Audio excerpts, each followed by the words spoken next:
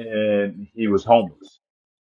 So the one night he gets drunk and he leaves the bar, he goes to this abandoned house, and he goes up to the top floor of the house. And the abandoned house is right across from this beautiful mansion that he had in the cars. And he's like, he started crying, like, God, I'll do anything to have my family back in the house back, like whatever it takes. I just want that back right there. Like, I'll do anything. And he's pouring his heart out to God. He's crying out to God, right? Hmm. So a voice spoke to him. He said, all right, if you want those things back, go down and push on, there's a brick wall, kind of like behind you, like concrete brick wall.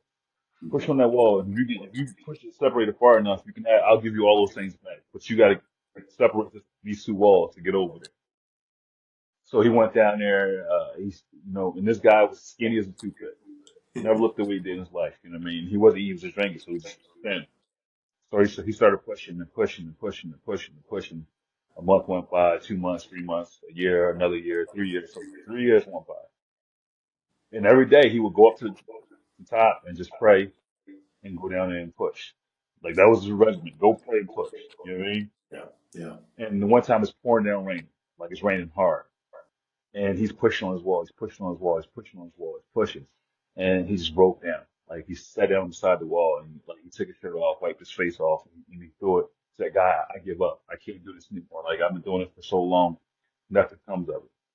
The towel comes flying back at him. And God said, get up.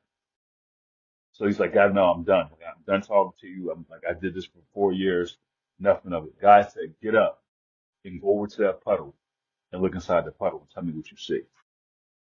So he gets up and he walks over to the puddle and he looks inside this puddle.